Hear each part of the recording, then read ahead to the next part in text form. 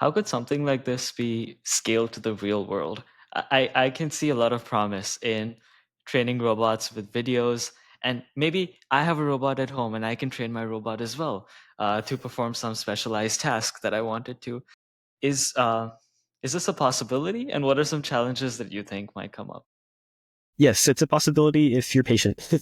I think um, this is absolutely going to happen. But sort of my hot take is that robotics will be the last domino to fall when it comes to applications of AI. And first, we'll have all of these cognitive tasks being solved first, which is kind of backwards to what people's intuitions were with, say, the Jetsons style thing, where you have robots, you have Rosie the robot, all of that stuff first. Um, but no, the real world becomes quite hard. There's this thing called Murphy's Law where everything that can go wrong does go wrong. And I observed this quite recently doing some real robot experiments for Amplify. There are so many things that can go wrong. Like if you accidentally bump the camera, the pose slightly changes. We weren't trying to generalize to different camera poses.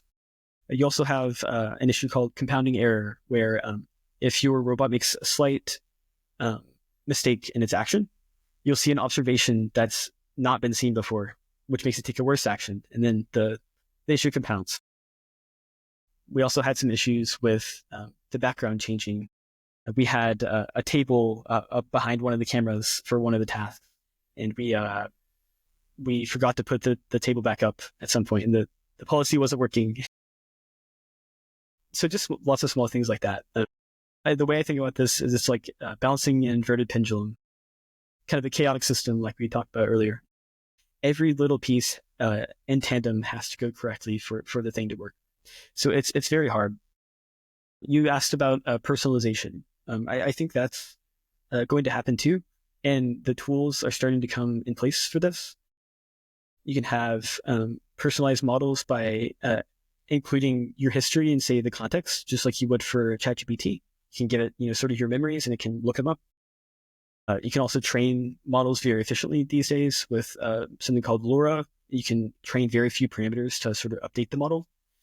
Um, yeah, there's lots of stuff here. And I think the way this would need to work is it would need to observe your daily habits and sort of understand what your wants and needs are, and understand your sort of personality. So that's another thing that's sort of needed. Hardware is such a big issue. I mean, even in this past decade, there's rarely been a robotics company that has survived. It's easier to dominate in the software space, but hardware can easily break. And yeah, it's how do you solve a problem like this? Because you mentioned that robotics is the last domino to fall, but it's a heavy domino. It's gonna take a while. I really am curious. How can we make these systems more robust to all the volatility that can occur in the real world? Yeah, I really think this is an unsolved problem at this current stage. But you bring up another of the key bottlenecks here, which is hardware is going to break. And if each household has its own robot, what do we do when it breaks? Do we have the owner fix it somehow? Do we have a maintenance or a technician come in to fix this? That's very expensive. It seems like the more sustainable solution would be to have a just very robust hardware system. Um, but right now, there are not sufficient sort of market pressures for this, I don't think. Right now, robotics, or say like humanoid robots or mobile robots, are only available at the research level. There are some robot dogs that are more commercially available these days. But for the most part, the market is the research market. And there's a lot of incentive to not necessarily make them as robust as is needed for deployment in households. Yeah, that there is a gap. I feel what's happening in research and actually productizing this so that it's useful in our day-to-day lives. I think that is a problem that's not being focused on that much because it is such a hard problem. Yeah, and I also faced this with an internship a couple of years ago, where it was like a warehouse robotics company. And the problem at first glance seems pretty simple. You just have to grab envelopes and put them in the right bins. But there are always so many sort of fires to put out. And our clients would give us calls every couple of days, saying something new is broken. Like the lock to the door to prevent humans from being in the workspace of the robot. It broke. We need to fix it. Or the robot was handling a magnetic package and it stuck onto the stainless steel slide that leads to the bin. Lots of edge cases like this, and it's hard to account for all of them. This is exactly the long tail problem.